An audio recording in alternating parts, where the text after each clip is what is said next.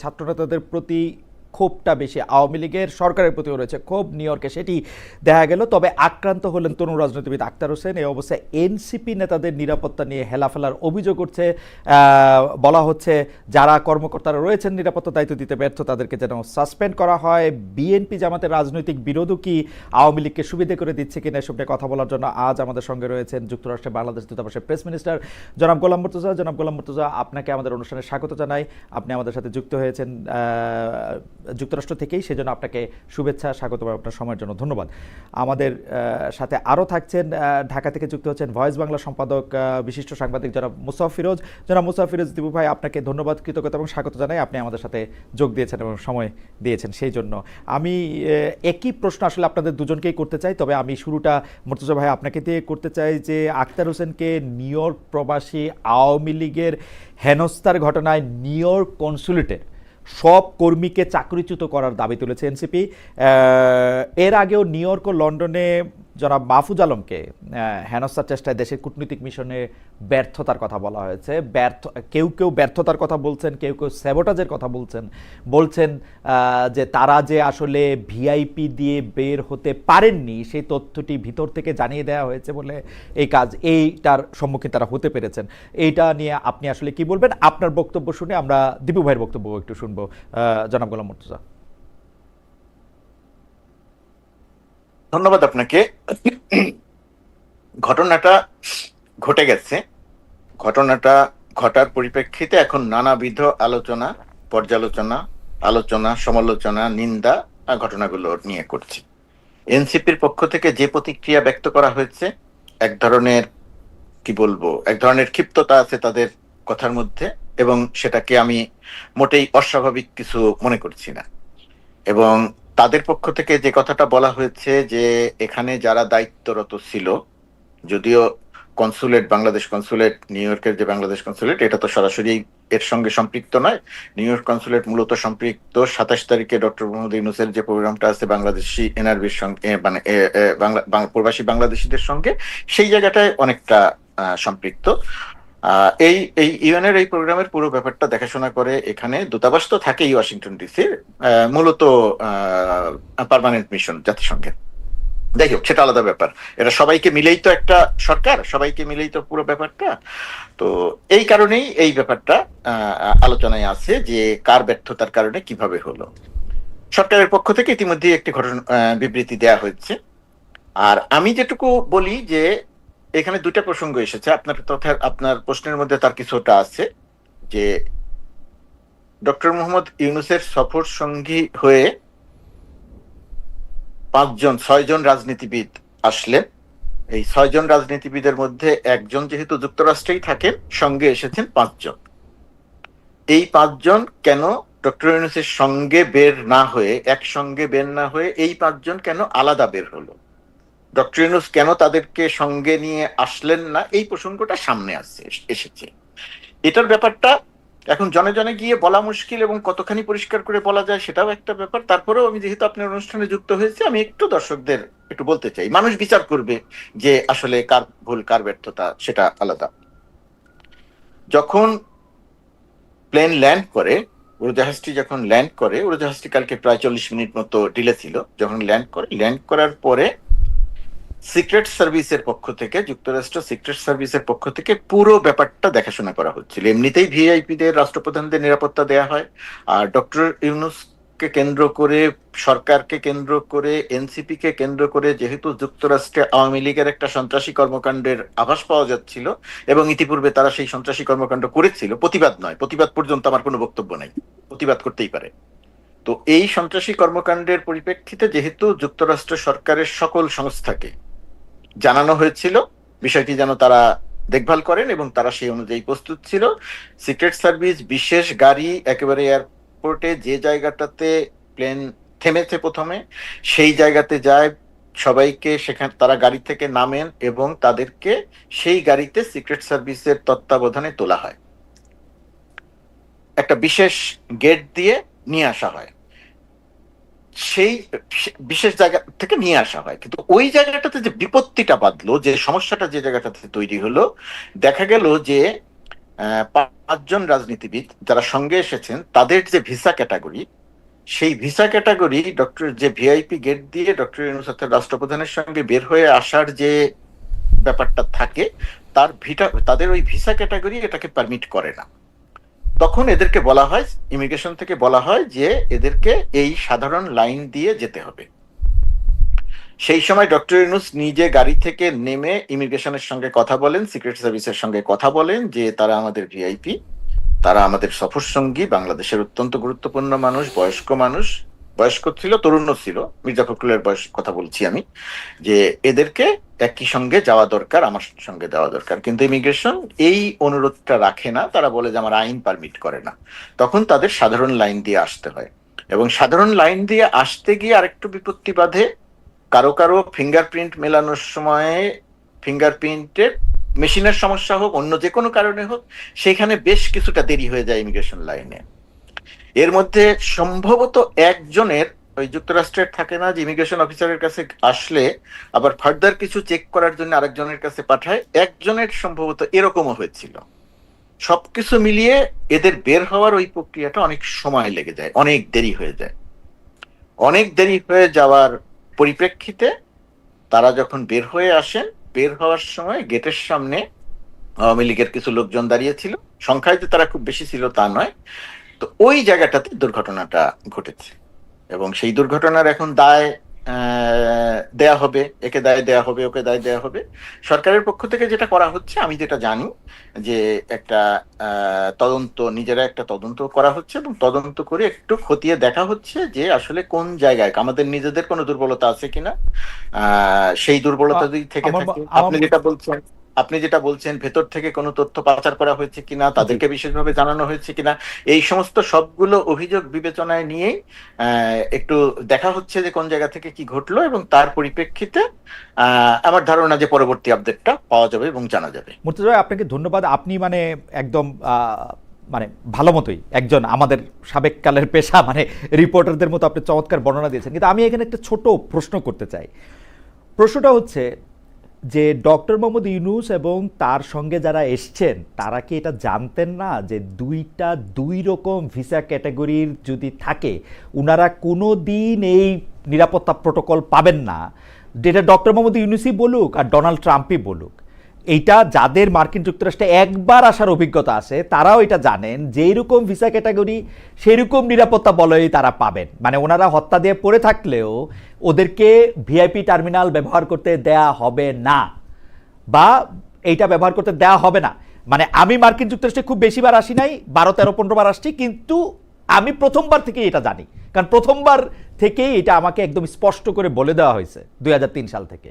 এটা কি ডক্টর মোহাম্মদ ইউনূস এবং তার সরকারের তার প্রোটোকল এটা জানতেন না? এটা যে কোনো কারণেই হোক, এখন আপনি যে প্রশ্নটা করছেন, আপনার এই প্রশ্নের যে খুব সরাসরি বা সঠিক কোনো জবাব আমার কাছে আছে তা না।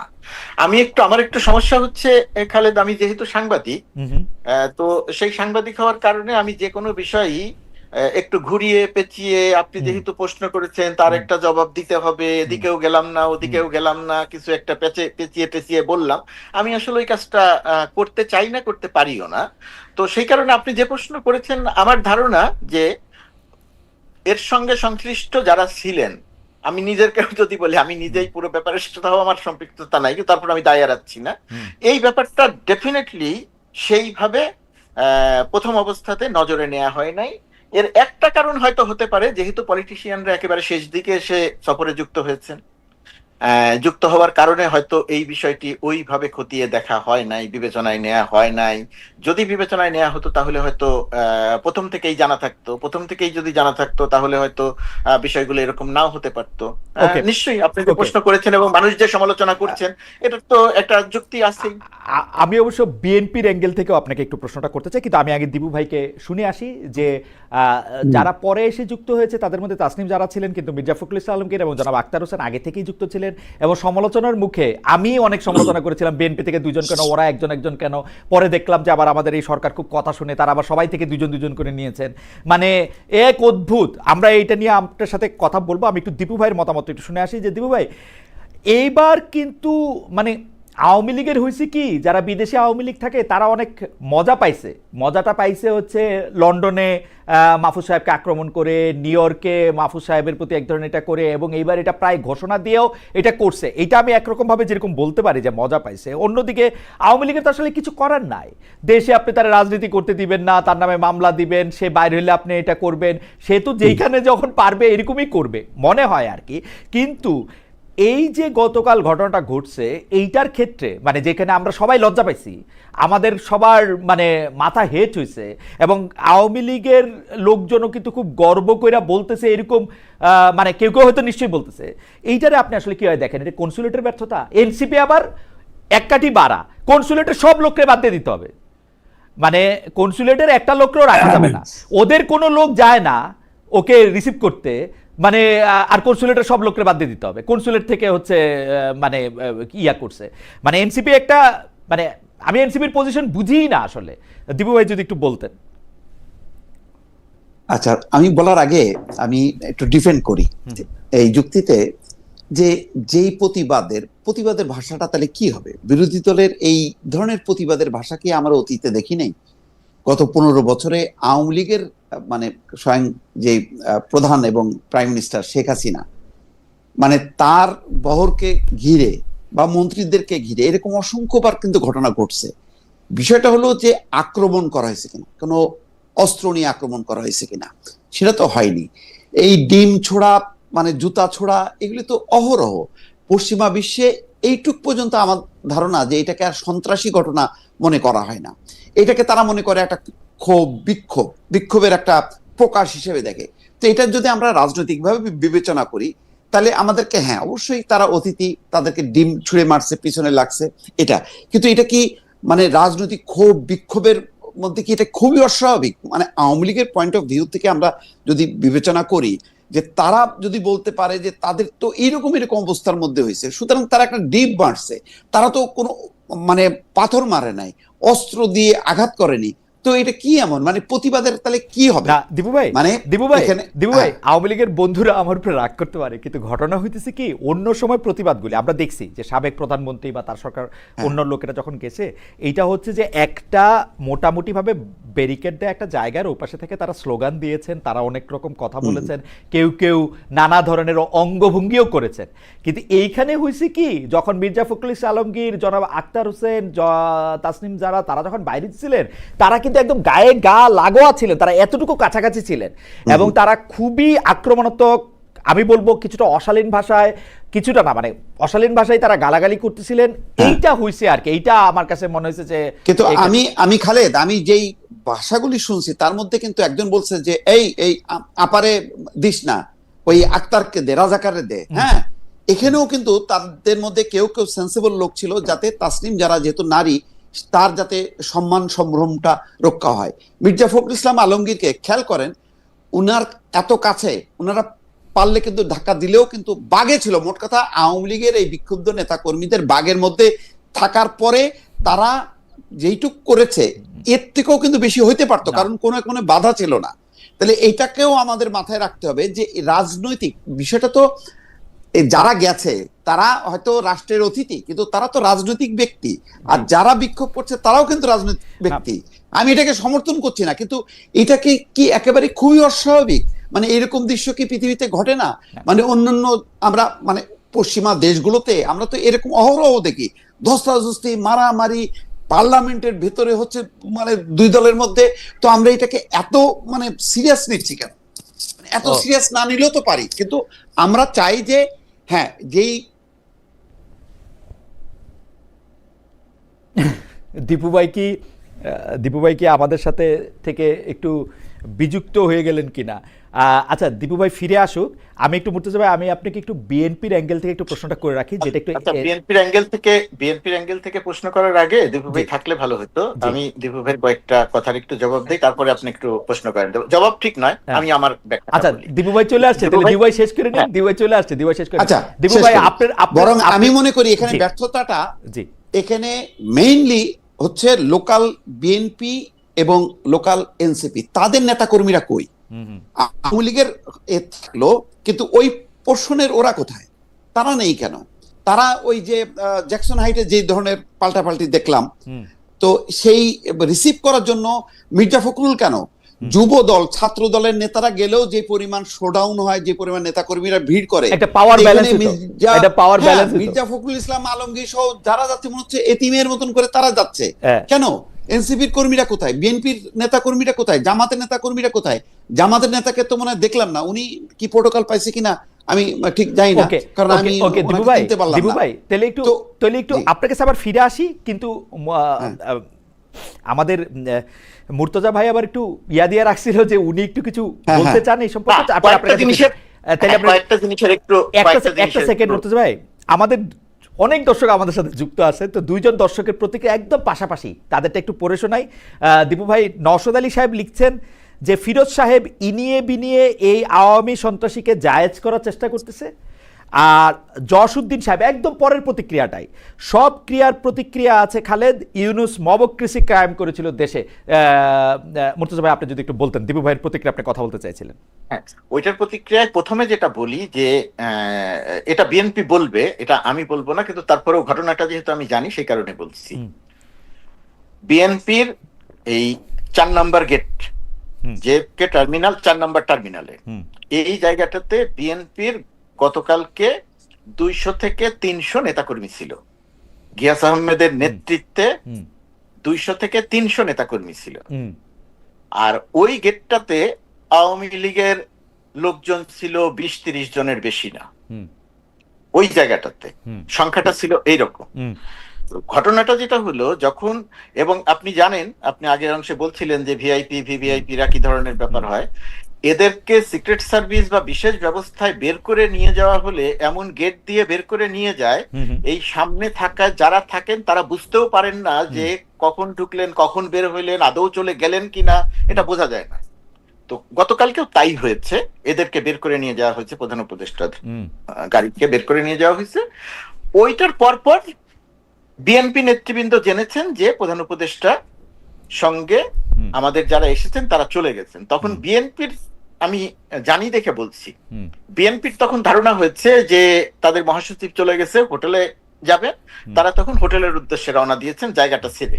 ওকে, আমি আমি শেষ করি, আমি এটাই একমাত্র না, তো জায়গাটা ছেড়ে ওই কারণে বিএনপিকে ওইখানে ওই সময়টাতে দেখা যায়নি। বিএনপি যখন আবার যেতে চেয়েছে তখন পুলিশ আবার আটকে দিয়েছে যে আর ওইদিকে যাওয়া যাবে না। তো এইটা হচ্ছে বিএনপির কথা। আর এনসিপির যেটা ছিল যে এনসিপির তো মূলত তরুণ ছাত্ররা, এখানের বিভিন্ন বিশ্ববিদ্যালয়ে পড়াশোনা করা, ওদের বড় একটা অংশ ওরা মনে করেছে বা ওদের ধারণা ছিল যে এয়ারপোর্টে গিয়ে লাভ নাই, কারণ এয়ারপোর্ট তো বিশেষ ব্যবস্থায় বের হয়ে চলে আসবে, ওইখানে তো আমরা কাউকে পাবো না, দেখবো না, যে কারণে ওরা ছিল হোটেলের সামনে, ওরা এয়ারপোর্টে যায় নাই। এই জায়গাটাতে একটা ভুল বোঝাবুঝির ব্যাপার হয়েছে। আর দিবুবের আরেকটা কথা যেটা বলা দরকার, যে প্রতিবাদ, বিক্ষোভ, ডিম ছোড়া, এটা তো পশ্চিমা বিশ্বে, উত্তর আমেরিকা, এই জায়গাটা তো খুব বড় অপরাধ হিসেবে দেখা হয় না, এটা ঠিক আছে, এটার একটা অংশ। আর একটা হলো গালিগালাজ। দিবু ভাই যে একটা দুইটা ভালো শব্দের কথা বলেছে, ওই একটা দুইটাই ভালো শব্দ। আর এর মধ্যে যদি আপনার 5 মিনিট থাকে, 5 মিনিটের মধ্যে 4 মিনিট 59 সেকেন্ড হচ্ছে গালাগালি, এবং সেই গালাগালিটা আমি আপনার ভাষায় প্রকাশ করতে পারবো না, এই ধরনের গালাগালি। এটা তো সেই রকম একটা জায়গাতে এই যে এই প্রতিবাদ, ধরেন আগের প্রতিবাদ এখনকার প্রতিবাদ, আপনি বিএনপির প্রতিবাদটা যদি খেয়াল করে দেখেন, কখনোই দেখবেন না যে কনসুলেটে গিয়ে লাথি দিয়ে গ্লাস ভেঙেছে। এই প্রথম প্রতিবাদের সময় সন্ত্রাসী কর্মকাণ্ড ঘটেছে। আপনি কখনোই দেখবেন না যে এইভাবে করে সন্ত্রাসী কর্মকাণ্ড করা হয়েছে। আপনি দেখবেন যে শামীম ওসমানকে যখন জ্যাকসন হাইটসে কথা বলা হয়েছে, আটকানো হয়েছে, ঠিক যেভাবে সুইজারল্যান্ডে আসিফ নজরুলকে আটকানো হয়েছিল। আসিফ নজরুল, এখন সমস্যাটা হচ্ছে সরকারের প্রতিক্রিয়ায়, দলের প্রতিক্রিয়ায়। শামীম ওসমানকে যখন আটকানো হয়েছিল, আমি খুঁজে আমি শেষ করি, জি ভাই, এক মিনিট, খুঁজে বাংলাদেশে কার বাড়ি কোথায়, সেই বাড়িগুলোতে আক্রমণ করেছিল যুবলীগ ছাত্রলীগ। আর বর্তমান সরকারের সময় মাহফুজ আলমের উপরে যারা আক্রমণ করেছে তারা তো চেনা পরিচিত, লন্ডনে এবং কনসুলেটে। এর বাইরে যখন যেখানে যার উপর আক্রমণ হয়েছে কারো বাড়ি কিন্তু আক্রান্ত হয় নাই, সরকার কিন্তু ওই প্রতিশোধমূলক ব্যবস্থাটা নেয় নাই।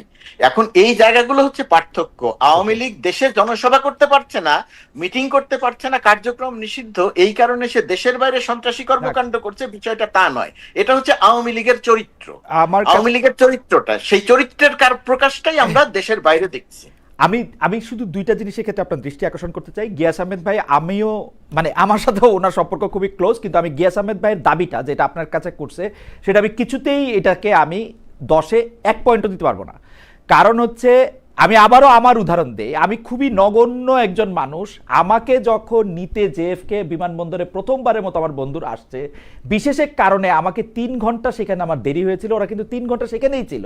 মির্জা ফখরুল ইসলাম আলমগীর ভাই গেছেন কি বাইরে হন নাই, এই তথ্যটুকু তারা জানেন না। এইটা আমার কাছে সম্পূর্ণ অবিশ্বাস্য, এটার মধ্যে আমার কোনো পয়েন্ট নাই। 2 নাম্বার হচ্ছে এনসিপির লোকেরা যে পরে আপনাকে বলছে বা এনসিপির লোকেরা যে দাবি করছে তারা জানতো যে এয়ারপোর্টে গেলে তাদের দেখা পাবে না। এনসিপির লোকেরা অবশ্যই ভালো করে জানতো আওয়ামী লীগ তাদেরকে, ওই লোকজনদেরকে যাদের নেতারা তাদের আসতেছে তাদেরকে তারা প্লেকার্ড দেখাবে, তাদেরকে তারা বর্জন করবে, তাদেরকে তারা বিব্রত করতে চেষ্টা করবে। সেখানে এনসিপি এয়ারপোর্টে থাকার মতো 4টা লোক নাই, এটাও অবিশ্বাস্য। মানে হয়তো লোক নাই, কিন্তু ঘটনা এটা না। মানে এটা হচ্ছে যে আমার 2 পয়সা আমি দিয়ে রাখলাম। আমি একটু দীপু ভাইয়ের কাছে যাইতে চাই যে দীপু ভাই, আপনি তাসনিম জারাকে আক্রমণ করা হয় না আপনি বলতেছেন, কিন্তু ঘটনা হচ্ছে তাসনিম জারাকে আসলে ভার্বালি প্রচুর পরিমাণে আক্রমণ করা হয়েছে। আমার এক বন্ধু আমাকে বলতেছেন যে তাকে আসলে একটি ডিমও মারা হয়েছিল, তিনি শেষ মুহূর্তে কোনোভাবে ডাক করে বেঁচে যান, এবং যে ভাষায় তাকে গালাগালি করা হয়েছে সেরকম আর কখনো ঘটে নাই। মুর্তজা ভাই বললেন যে কনসুলেট আক্রমণ করার মতো ঘটনা কখনো ঘটে নাই। আপনার মন্তব্য একটু শুনতে চাই। শুধু একটি লেজ জোড়া দিয়ে জামাতে ইসলামীর নেতা তাহের ভাই যে বেরিয়ে আসলেন, তিনি আসলে কোন পথে বেরোলেন? তিনি কি ডক্টর ইউনূসের সাথে বেরিয়েছিলেন, আগে বেরিয়েছেন, পরে বেরিয়েছেন? তার ক্ষেত্রে কি হয়েছিল আমাদের কি জানা আছে? এই লেজটা আবার আমরা গোলাম মুর্তজা ভাইয়ের কাছে জি আমি এইটা বলি।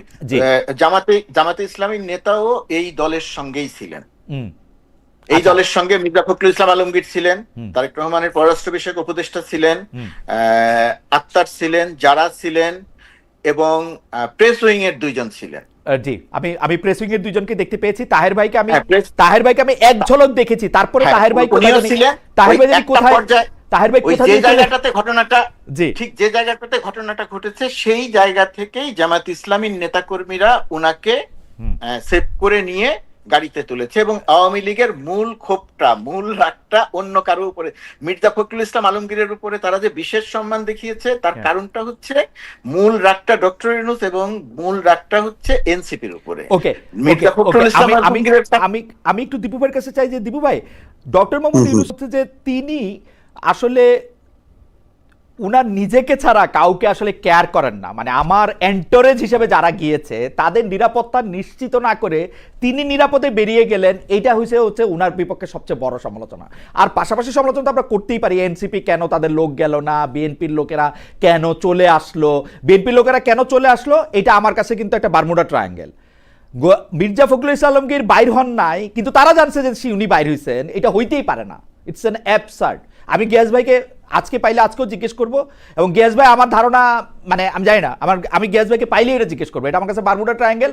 আমি এটা যতক্ষণ পর্যন্ত না জানতেছি এটা আমি জানতে চেষ্টা করবো। এনসিপির ব্যাপারটাও যদি আপনি বলেন, জামাতের ব্যাপারটাও যদি একটু আপনি আমার বলেন দেবু ভাই। না, মানে আমার কাছে তো এটাও খুব লাগলো যে জামাতের যারা নেতা কর্মী শুধু তাদের নেতাকে নিয়ে বেড়ে চলে গেল, তাহলে অন্যদের ছিল না। আমি ভাবলাম যে ওখানে বিএনপি বা এনসিপির কেউ ছিল না, তাহলে জামাতের নেতা কর্মীরা মানে সবার দায়িত্ব নিল না, এটা কেমন কথা? এটাও একটা আমি এই খটকা লাগতেছে। এছাড়া ভিডিওতে আমি আসলে দেখি নাই, সেই কারণে আমি নিশ্চিত না, থাকারই কথা যে তারা একসাথেই বের হয়েছে। হয়তো জামাত তো অনেক কৌশলী, তারা হয়তো আগে থেকে খবর জানতো, হয়তো খুব দ্রুতই তার নেতাকে আলাদা করে নিয়ে চলে গেছে, এটা হইতে পারে।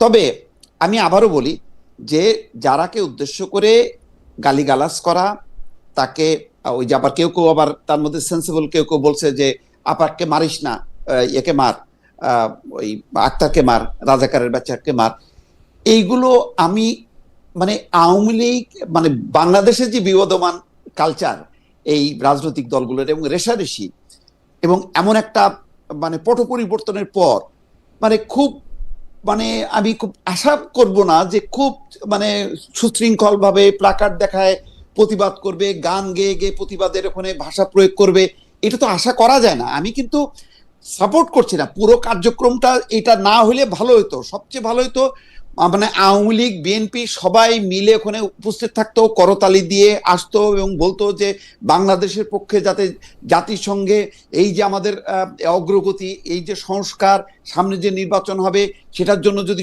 সবাই মিলে ফুলের মালা দিয়ে যদি তাদেরকে নেতৃবৃন্দকে মানে স্বাগত জানাতো, তাহলে খুবই খুশি হতো এবং এটা মানে বিশ্বে একটা অন্যরকম একটা খবরও হতো। কিন্তু এটা তো আশা করা যায় না, এটা তো আমরা সব জানি।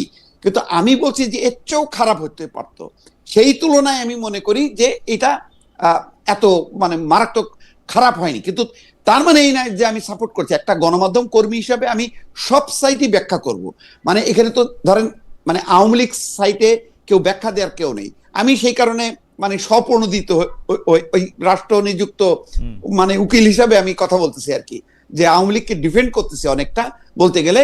যে আমি তো বাংলাদেশের রাজনীতির কালচারটা বুঝি, নিউ ইয়র্ক জ্যাকসন হাইটের কালচার আর এখানকার কালচারের মধ্যে কোনো পার্থক্য নেই। সেই রেশারেশি কামড়া কামড়ি এখানে বাংলাদেশে হয়তো আওয়ামী লীগ এখন হয়তো গোপনে চলে গেছে, কিন্তু জ্যাকসন হাইটে বা নিউ ইয়র্কে আমেরিকায় তো তারা আর পালাবে না।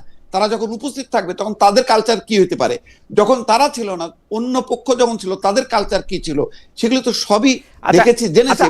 গোলাম মুর্তজা, আমি এটা একটু অন্যভাবে প্রশ্ন করে দিব ভাই, আপনার কাছে কি মনে হয় যে ধরা যাক আওয়ামী লীগের মানে এক অদ্ভুত, আবার সরকারের ব্যাখ্যা আমি বুঝি না। সরকার একসময় বলে যে সরকারের ব্যাখ্যা হচ্ছে আওয়ামী লীগের কার্যক্রম নিষিদ্ধ করা হয়েছে। এখন কার্যক্রম নিষিদ্ধের সাথে দল নিষিদ্ধের পার্থক্যটা কতখানি সেটা আমি ঠিক বুঝতে পারি না। কিন্তু আওয়ামী লীগ যদি এখন তাদের কার্যক্রম নিষিদ্ধের জায়গা থেকে আন্তর্জাতিকভাবে এইটার একটা মানে তৈরি করতে চায়, যে কারণে এখানে আওয়ামী লীগ বিএনপি করা, সেটা কি তাদের পক্ষে গেল? মানে আজকে যে কাজটা, গতকাল যে কাজটা আওয়ামী লীগ করেছে, তার কিছুদিন আগে যে কাজটা আওয়ামী লীগ করেছে, সেটা কি তাদের পক্ষে যাচ্ছে ঘটনাটা? মানে আপনার বিবেচনায় কি মনে হয়? না না না, এটা তো পক্ষে যাচ্ছে না, বরং এটা আমি মনে করি যে আওয়ামী লীগের জন্য আরো ক্ষতি হলো। এই ঘটনার পর দেখবেন যে বাংলাদেশ থেকে মানে বিএনপি, জামাত, এনসিপি সবাই একযোগে এটা নিন্দা করছে এবং তারা ঐক্যবদ্ধ হলো। বরং আগামী নির্বাচনে যাতে তারা অংশ না নিতে পারে সেই দাবিটা কিন্তু আজকে জোরালো হলো এবং ইতিমধ্যে কিন্তু এনসিপির নেতা নাহিদ ইসলাম কিন্তু সেই দাবিটা করছে যে তাদেরকে পুরোপুরি মানে দলগতভাবে তাদেরকে যাতে নিষিদ্ধ করা হয়, যাতে নির্বাচন না করতে পারে। এমনিতেই জাতীয় পার্টি সহ তাদেরকে মানে নির্বাচনে যাতে না আসতে পারে এই ব্যাপারে একটা দাবি আছে, যেখানে বিএনপি চাচ্ছে যে সবার অংশগ্রহণে একটা নির্বাচন হোক। এখন কিন্তু এটা আরো মানে জোরালো হইলো। ফলে এই ঘটনার মধ্য দিয়ে বিএনপির কিন্তু রাজনৈতিক কোনো প্লাস পয়েন্ট হলো না। মানে এইটুক নোংরামি না করলেও পারতো। তারা মানে একটা সুশৃঙ্খল ভাবে যদি প্রতিবাদ করতো তাহলে বরং বলতো যে না এইটুক তো তাদের গ্রহণযোগ্যতা আছে যে তারা প্রতিবাদ করছে, বরং এইটা করে তারা নিজের পায়ে কুড়াল মারলো। আমি একটু মুর্তজা ভাইয়ের কাছে আসি, যে মুর্তজা ভাই প্রতি বছর জাতিসংঘের অধিবেশন হয়, সেই জাতিসংঘের অধিবেশনে মানে সরকার প্রধানরা আসেন, বাংলাদেশ থেকে সরকার প্রধানরা সাধারণত আসেন, বিশ্বের নানা দেশ থেকে, অধিকাংশ দেশ থেকে সরকার প্রধান আসেন। কিন্তু এইবারে আমার চোখে পড়লো যে তিনটি দল থেকে প্রথমে 4 জন নেতা, পরে সমালোচনার মুখে বিএনপির সমান সমান করে অন্য 2 দল থেকেও 2 জন করে নেতা নিয়ে আসা হলেও কেউ কেউ বলছেন ডক্টর মোহাম্মদ ইউনূস একটি মানব ঢাল ব্যবহার করলেন, কারণ তিনি ডক্টর মোহাম্মদ ইউনূস জানতেন যে তিনি বিদেশে এখন চরম, মানে দেশে যেহেতু তাকে নিয়ে কিছু বলা যায় না, না বলা যায়, তার যেহেতু শুনতে হয় না, বিদেশে গেলে হয়তো শুনতেও হবে, সেই জন্য তিনি একটি মানব ঢাল হিসাবে রাজনৈতিক নেতাদের নিয়ে আসলেন। এইটার ব্যাপারে আপনার কি মনে হয় যে মানে আসলে কি মির্জা ফখরুল ইসলাম আলমগীর, জনাব আখতার হোসেন এবং জনাব আবু তাহেরকে আনা হলো যাতে মানে মনোযোগটা ওদিকে থাকে বা ডিম যা থাকে তা ওদিকেই যায়, ডক্টর মোহাম্মদ ইউনূসের দিকে না যায়? ব্যাপারটা কি এরকম? দেখেন খালেদ, এটা যুক্তি হিসেবে খুব দুর্বল যুক্তি। যারা এই যুক্তিটা দিচ্ছেন আমি তাদের যুক্তিকে খুবই দুর্বল যুক্তি মনে করছি এবং এর কোনো বাস্তব ভিত্তি নাই। তার কারণ হচ্ছে ডক্টর ইউনূস বা তার সফরসঙ্গীদের নিরাপত্তা দেওয়ার ব্যবস্থা বেসামরিক কেউ করে না। নিরাপত্তা দেওয়ার ব্যবস্থাটা করবে যুক্তরাষ্ট্রের সর্বোচ্চ সংস্থা। এটা ডক্টর ইউনূসও জানেন, আমি আপনি সবাই এটা জানেন। এখানে বিএনপি তার নিরাপত্তা দিবে না যে ডক্টর ইউনূস এই কারণে মির্জা ফখরুলদেরকে নিয়ে আসবেন। কি কারণে নিয়ে এসেছেন সেটা নানা রকমের ব্যাখ্যা হতে পারে। দেখেন, আগামী 5-6 মাসের পরে নির্বাচন, এই সরকার থাকবে আর 5-6 মাস, তারপরে গিয়ে নির্বাচনের মধ্য দিয়ে একটা রাজনৈতিক দল একটা একাধিক একটা ছোট্ট মুর্তজা ভাই, একটা ছোট্ট মানে ইনফো আপনার সঙ্গে একটু শেয়ার করি। আমার একজন বন্ধু তিনি জানাচ্ছেন যে বিএনপি অ্যাক্টিভিস্টরা লন্ডনে বাংলাদেশ হাই কমিশনরে ভ্যান্ডালাইজ করছে, পিকচার এবং ফার্নিচার ভাঙচুর করছে, মানে কখনো এটা করে নাই অর্থে তিনি এটা আমাকে জানাইছেন। মানে মানে আপনি যদি এইটাও একটু পরে আপনার অন্য কথার মাঝখানে যদি একটু বলতেন।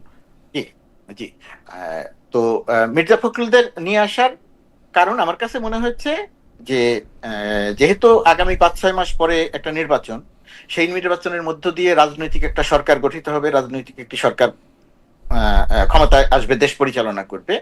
সেরকম একটা সময়ে ডক্টর মোহাম্মদ ইউনূস যখন জাতিসংঘের সফরে আসছেন, এখানে জাতিসংঘের ভেতরে এবং বাইরে যুক্তরাষ্ট্র সরকারের বহু সংস্থার সঙ্গে, বহু মানুষের সঙ্গে ডক্টর ইউনূসের মিটিং হবে, আলোচনা হবে নানাবিধ বিষয় নিয়ে।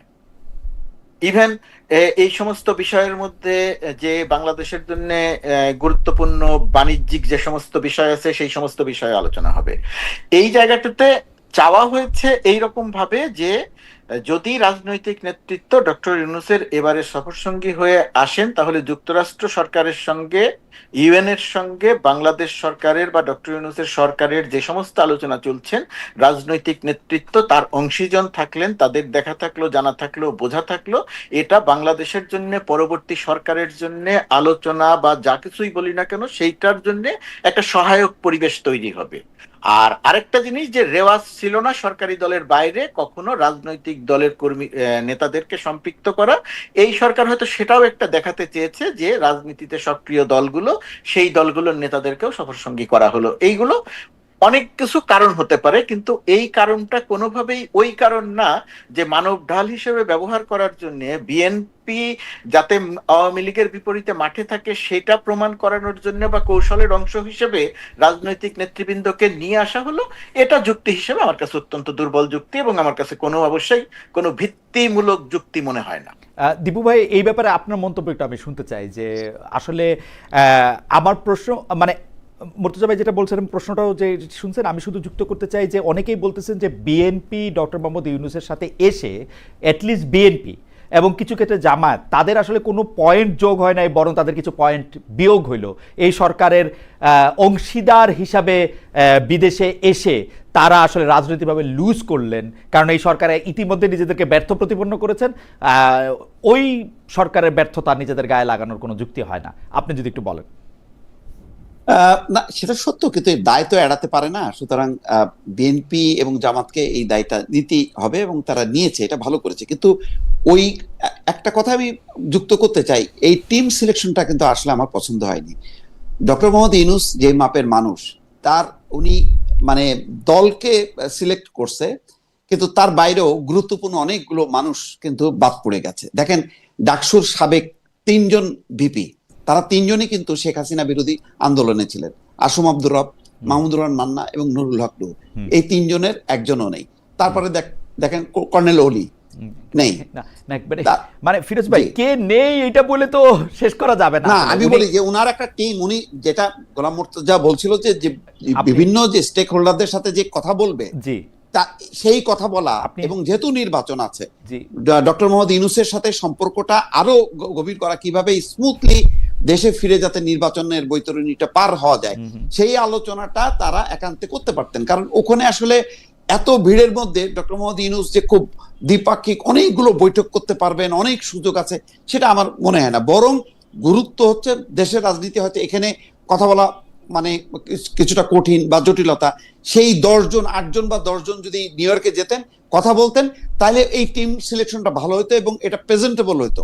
এখন আপনি এনসিপি কে বিবেচনা করলেন, তাহলে ওই যে এবি পার্টি মুজিবুল হক মঞ্জু নেই কেন, গণ অধিকার পরিষদ নেই, এই প্রশ্নগুলি আমি বললাম আজকে, এই প্রশ্নগুলি কিন্তু উঠবে। এই সিলেকশনের ক্ষেত্রেও আমার মনে হয় যে আরেকটু ম্যাচুরিটি পরিচয় দিলে ভালো হতো। এই আলোচনাটা দরকার ছিল সামনে। না, এনসিপি হচ্ছে ডক্টর মোহাম্মদ ইউনূসের কৃতজ্ঞতার বহিঃপ্রকাশ। উনারা এনসিপিরা ডক্টর মোহাম্মদ ইউনূসকে বসাইছে, এনসিপি বিপ্লবের দল, এনসিপি থাকবেই। জামায়াত এবং বিএনপি দুইটা বড় দল হিসেবে ছিল, মানে ডক্টর মোহাম্মদ ইউনূসের পলিটিশিয়ান সিলেকশন হচ্ছে এনসিপি এন্ড আদার টু।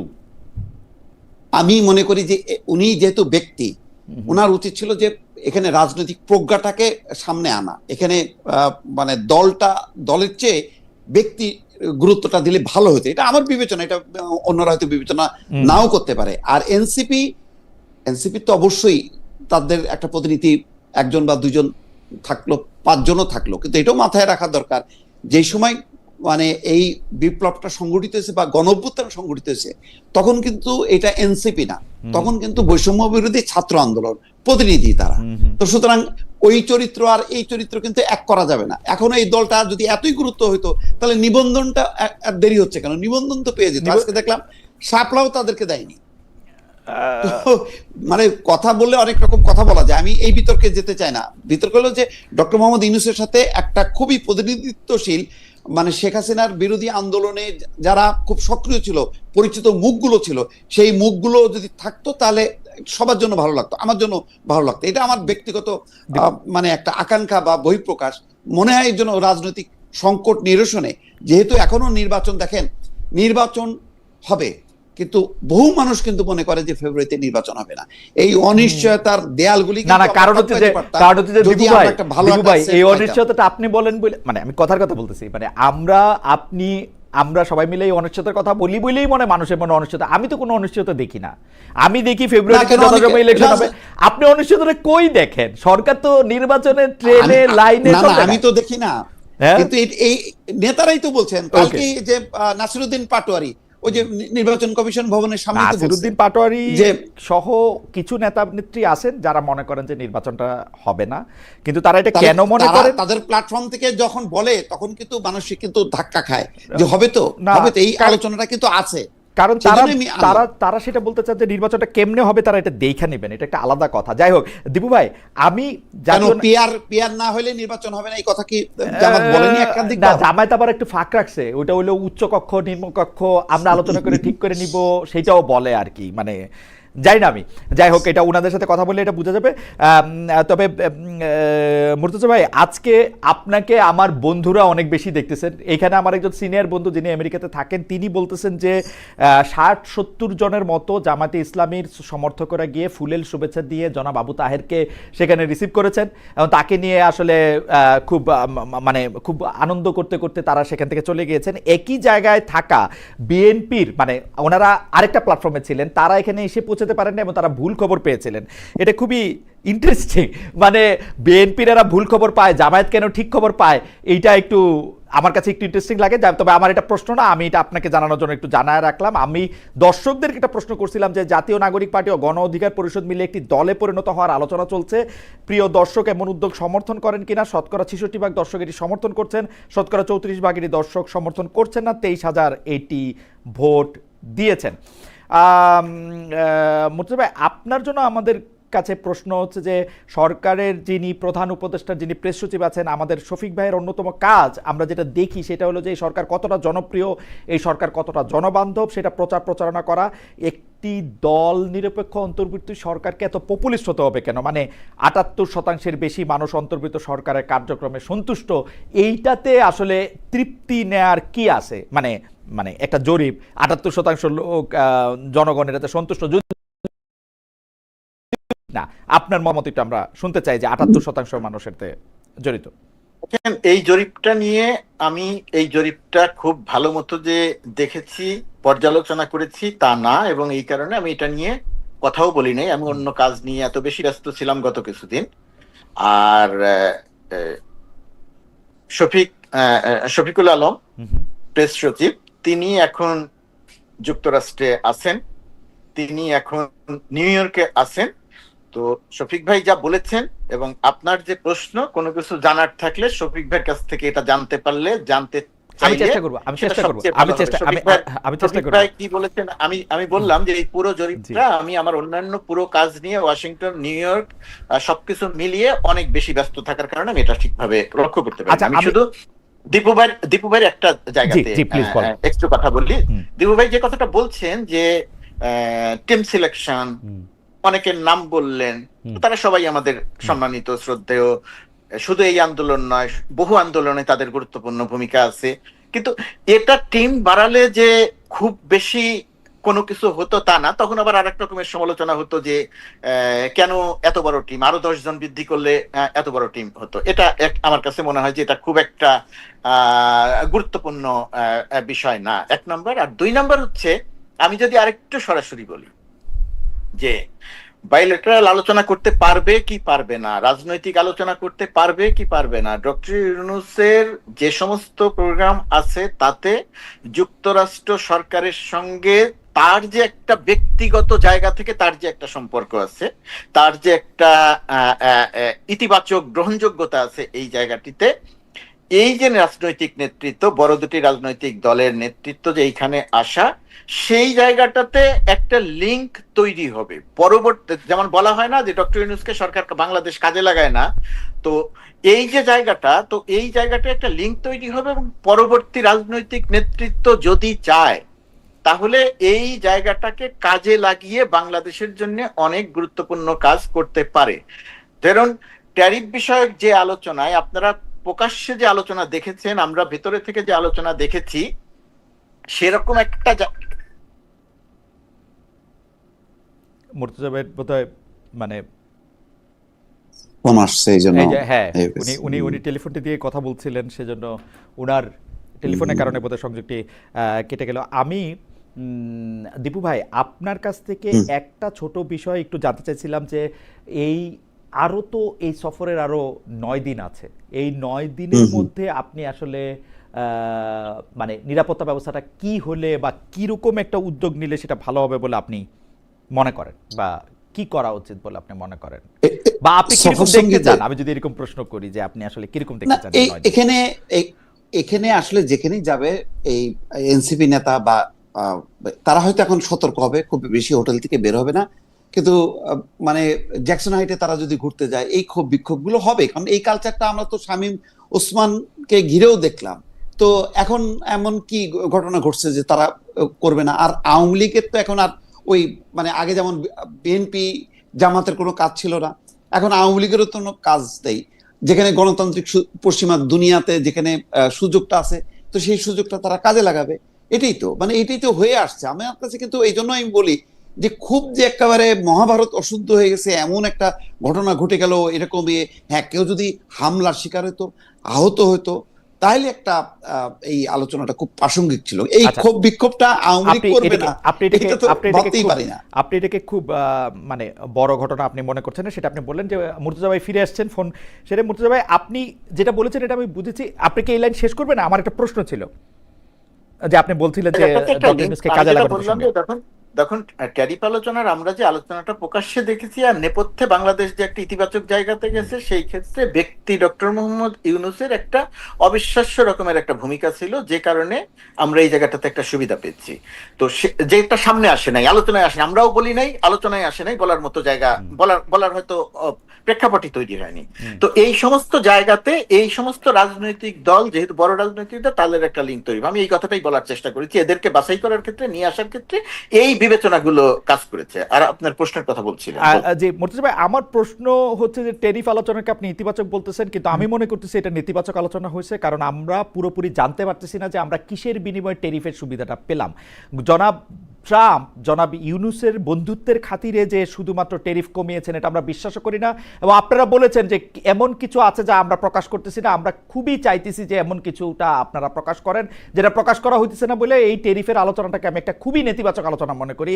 2 নম্বর আমি একটু বলি, যে আপনি বলবেন আপনি আমাকে এইটাও বলবেন, 1 বছরের বেশি সময় ধরে ডক্টর মোহাম্মদ ইউনূস ক্ষমতায় আছেন, 1 বছরের বেশি সময় ধরে ডক্টর মোহাম্মদ ইউনূস কূটনৈতিকভাবে এমন কিছু করেছেন কিনা যেটা পরবর্তী বা পূর্ববর্তী সরকার প্রধানদের জন্য একটি ফুট স্টেপ বা একটা মাইলস্টোন হিসেবে আমরা বিবেচনা করতে পারি যে এটা উনি ছাড়া আর কেউ করতে পারতেন না। আপনি প্রথমে একটু ট্যারিফের কথাটা যদি একটু বলেন। প্রথমত কথা, উনি ছাড়া করতে পারতেন কিনা সেটা আরেকটা আলোচনা, হয়তো ওনার চেয়ে ভালো কেউ আসছে অথবা ওনার চেয়ে ভালো কেউ আসবে পরবর্তীতে এসে করবে, কিন্তু ডক্টর ইউনূসের ইতিবাচক অনেক দিক আছে কূটনৈতিক জায়গাটাতে, এটা আমি বিস্তারিত ব্যাখ্যা করব না। আর ট্যারিফের আলোচনাটার কথা, আপনি যেটাকে নেতিবাচক আলোচনা বলছেন, আপনি আপনার অবস্থান থেকে যে কোনো কারণেই হোক বলছেন, বা কারণটা আপনি বলেছেন। এখানে আমি খুব সংক্ষেপে বলার চেষ্টা করি, বাট 1-2 মিনিট একটু সময় দেন। ট্যারিফ আলোচনায় কিসের বিনিময়ে পেয়েছি? ট্যারিফ আলোচনাটা হয়েছে বাংলাদেশের সঙ্গে যুক্তরাষ্ট্রের যে ব্যবসা, সেই ব্যবসায় যুক্তরাষ্ট্র কি চায় এবং বাংলাদেশ কি দিতে চায় এবং বাংলাদেশ কি চায় তার উপরে ভিত্তি করে। ট্যারিফ আলোচনায় পৃথিবীর যতগুলো দেশ আলোচনা করতে এসেছে, পৃথিবীর সব দেশকে আলোচনা করার জন্য একটা নন ডিসক্লোজার চুক্তিতে স্বাক্ষর করতে হয়েছে। পৃথিবীর সব কয়টা দেশ করেছে আলোচনার জন্য, বাংলাদেশও করেছে। গোপনীয়তার চুক্তি, আলোচনা যখন চলবে সেই সময়টাতে আলোচনার বিষয়গুলো প্রকাশ করা যাবে না। আলোচনার বিষয়গুলো প্রকাশ করা যাবে না তার অনেকগুলো কারণ আছে। তার মধ্যে একটা যে এখানে একই সঙ্গে হয়তো 30টা দেশের সঙ্গে আলোচনা হচ্ছে, কোন দেশের সঙ্গে কি আলোচনা হচ্ছে সেই বিষয়গুলো যেন সামনে না আসে, এগুলো একটা কারণ। আর কি আছে চুক্তিতে প্রকাশ করা হচ্ছে না কেন, এখানে বাংলাদেশ সরকারের অবস্থান বা আমাদের অবস্থানটা হচ্ছে খুব পরিষ্কার অবস্থান। ট্যারিফ আলোচনায় 20% শুল্ক নির্ধারণ করা হয়েছে। বাংলাদেশ এখনো আলোচনা চলছে এবং সেই আলোচনাটা এটা আরো কমার একটা সম্ভাবনা আছে। এটা হচ্ছে একটা দিক। আরেকটা দিক, যে চুক্তিটা হবে সেই চুক্তিটা এখনো হয় নাই বাংলাদেশের সঙ্গে। সেই চুক্তিটার খুঁটিনাটি বিষয় নিয়ে দুই দেশ এখনো কাজ করছে এবং চুক্তিটা হয়ে গেলে বাংলাদেশ সরকারের বা হওয়ার পরে বাংলাদেশ সরকারের সিদ্ধান্তটা হচ্ছে যে আমরা এই চুক্তিটা প্রকাশ করতে চাই, কারণ এই চুক্তির মধ্যে এমন কোনো কিছু নাই যেটা বাংলাদেশ সরকার বাংলাদেশের স্বার্থের বিরুদ্ধে যায়। তো যেহেতু দুই দেশ মিলে আলোচনা করছে, দুই দেশ মিলে চুক্তি করেছে এবং সেই চুক্তিটা আলোচনার টেবিলেই বাংলাদেশ আলোচনায় আনতে চায় যে আমরা এটা প্রকাশ করতে চাই। এখানে গুরুত্বপূর্ণ ব্যাপার যেটা, যে চুক্তিটা প্রকাশ করতে চাইলে দুই দেশেরই একমত হতে হবে। মুর্তজা ভাই, এনডিএ জিনিসটা আমি বুঝতে পারি, নন ডিসক্লোজার এগ্রিমেন্ট। অ্যাকচুয়ালি আমার সাথে, আমি যে আমার কোম্পানিতে যিনি কাজ করবেন তার সাথেও আমি একটা এনডিএ করি, উনি এটা ডিসক্লোজ করতে পারেন না কিন্তু অনেক ক্ষেত্রেই অনেক কিছু। এই এনডিএর ব্যাপারটা কিন্তু স্ট্যান্ডার্ড, আপনি এটা ঠিকই বলেছেন, সব দেশের সাথে সব রকমভাবে এটা হয়। কিন্তু প্রথম থেকেই সরকারের পক্ষ থেকে, আমি আরেকজন উপদেষ্টা যিনি আছেন নিরাপত্তা বিষয়ক উপদেষ্টা, তার সাথে আপনার সাক্ষাৎকারও আমি আসলে জনাব খলিলুর রহমানের সাথে আপনার ইন্টারভিউটাও আমি দেখেছি। আমি যেটা বুঝতে পারতেছি না সেটা হচ্ছে যে এই নন ডিসক্লোজার এগ্রিমেন্ট কিন্তু হচ্ছে একটা স্ট্যান্ডার্ড, এইটা নন ডিসক্লোজারই থাকবে। কিন্তু আমি 45 থেকে 20% বা 50 থেকে 20%, এইটাতে আমি কিভাবে আসলাম? 35% থেকে 20% আমি কিভাবে আসলাম? আমি কি অফার করলাম ওকে, ও কিভাবে আমার উপরে কনভিন্স হলো? এই ব্যাপারটা আসলে এনডিএর অন্তর্ভুক্ত না। এটা বাংলাদেশের জনগণের সিদ্ধান্ত যে আমরা আসলে ওরে কি অফার করতেছি। আপনারা এই সোজা কথাটার উত্তর দিচ্ছেন কিনা, নাকি জনাব ট্রাম্প জনাব ইউনূসের চেহারা দেখে এটা দিয়ে দিতেছেন বা জনাব খলিলের চেহারা দেখে এটা দিচ্ছেন? না, এখানে আপনার প্রশ্নটা খুব সহজ। এই প্রশ্নের উত্তর দিতে আমার কষ্ট করতে হবে না, বিব্রত হতে হবে। জি জি, বলেন। আমি সরকারের অংশ, তো এই কারণে কথা বলছি। অনেক কিছু সরকারের অংশ হলে বলা যায়। জি, তো এই প্রশ্নের উত্তর হচ্ছে, বাংলাদেশের সঙ্গে যুক্তরাষ্ট্রের যে ব্যবসা, সেই ব্যবসায় একটা বড় গ্যাপ আছে, ট্রেড ডেফিসিট, যেটা $8 বিলিয়ন আমরা 8 বিলিয়ন ডলারের পণ্য আমরা যুক্তরাষ্ট্রে পাঠাই, রপ্তানি করি, $2 বিলিয়ন আমদানি করি, $6 বিলিয়ন গ্যাপ। এই ট্যারিফ আলোচনার প্রধানতম বিষয় যে এই গ্যাপ কমাতে হবে এবং বাংলাদেশ যেহেতু এইখানে তার রপ্তানি আরো বৃদ্ধি করতে চায় এবং বাংলাদেশও সেই গ্যাপটা কমাতে চায়। বাংলাদেশের পক্ষ থেকে যে বিষয়গুলো অফার করা হয়েছে তার মধ্যে একটা বিষয় যে বাংলাদেশ খাদ্য পণ্য কিনতে চায় যুক্তরাষ্ট্র থেকে, কম কিনতে চায়, সয়াবিন কিনতে চায়। বাংলাদেশ যুক্তরাষ্ট্র থেকে কটন আমদানি করতে চায়, যেটা অনেক কম পরিমাণে করে, যেটা অন্যান্য দেশ থেকে অনেক বেশি করে। অ্যাবসলিউটলি। বাংলাদেশ যুক্তরাষ্ট্র থেকে গ্যাস আমদানি করতে চায়, যেটা বাংলাদেশ অন্যান্য দেশ থেকে করে, যুক্তরাষ্ট্র থেকে কম করে।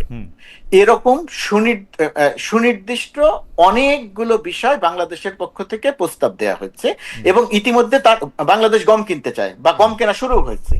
তো এই সমস্ত জিনিস যুক্তরাষ্ট্রকে অফার করে। বাংলাদেশ 25টি বোয়িং কিনবে, উড়োজাহাজ কিনবে। 25টি উড়োজাহাজ নিয়ে কথা হয়েছে, 25টি উড়োজাহাজ নিয়ে আমরা কি করব? এখন 25টি উড়োজাহাজ দিয়ে কি করব? আমাদের যেগুলো আছে সেগুলোই তো আমরা ঠিক মতো চালাতে পারি না, তাহলে 25টা দিয়ে কি করব? প্রথমত কথা, আমাদের ঠিক মতো চালাতে হবে আমাদের বিমানটা, উড়োজাহাজকে। দ্বিতীয়ত কথা, এই যে 25টা উড়োজাহাজ আমরা কিনতে চেয়েছি, এই 25টা উড়োজাহাজ এখন যেটা কিনতেছে, চুক্তিটা এখনো হয় নাই, হয়তো হয়ে যাবে। তো এই 25টা উড়োজাহাজ কেনার এবং বোয়িং এর কাছে যে সমস্ত অর্ডার আছে, আমরা বোয়িং এর সঙ্গে কথা বলতে গিয়ে দেখেছি তারা প্রথম এয়ারক্রাফটটা সরবরাহ করতে পারবে 2035 সালের পরে গিয়ে। বা 33 সালের পরে গিয়ে। তো এটা তারপরে গিয়ে ধারাবাহিকভাবে পর্যায়ক্রমে আমার মনে হয় মুর্তজা ভাই, আমি আসলে এটা নিয়ে আপনার সাথে আলাদা করে কথা বললে ভালো হইতো। প্রথম কথা হচ্ছে, আমরা যে 6 বিলিয়ন ট্রেড ডেফিসিট আসলে কমাইতে চাই, এই কমাইতে চাওয়ার ক্ষেত্রে আমাদের 2 বিলিয়ন যে আমাদের ওদের সাথে মানে ওদের কাছ থেকে আমদানি আসে, আমাদের রপ্তানি আসে 8 বিলিয়ন, এইটার ক্ষেত্রে আসলে এই 6 বিলিয়নের গ্যাপ, এই বোয়িং কিনা, গম কিনা, গ্যাস কিনা কমানোর ক্ষেত্রে আমাদের লাভ হইতেছে নাকি লোকসান হইতেছে, এটা একটা অঙ্ক করা দরকার। আমি দেখছি অঙ্ক করে, আমার অঙ্কটা একটু শুনে রাখেন, আমি ইকোনমিস্ট না, আমি দেখছি এটা আমাদের লস হইতেছে। যেহেতু আপনারা আমাদের পুরোপুরি জানাইতেছেন না, সেহেতু আমরা এটা পুরোপুরি বুঝতেছি না। 2 নাম্বার ঘটনা হচ্ছে যে আপনি কি আজকে এই ট্যারিফ বাড়ানোর পরে আপনি মনে করলেন যে আপনি 10 বছর ধরে বোয়িং কিনতে হবে? আপনি কয়টা বোয়িং বাংলাদেশ বিমানের ফ্লাইটে কয়টা বোয়িং আপনি অর্ডার দিয়ে কিনছেন এই পর্যন্ত? আপনি জানেন এটা? আমরা বোয়িং অর্ডার দিয়ে কিনি, আমাদের ফ্লিটের বেশিরভাগ বোয়িং আমরা পুরনো। আমরা হঠাৎ করে নতুন বোয়িং অর্ডার দিয়া 25টা, এগুলি কি কাহিনী ভাই?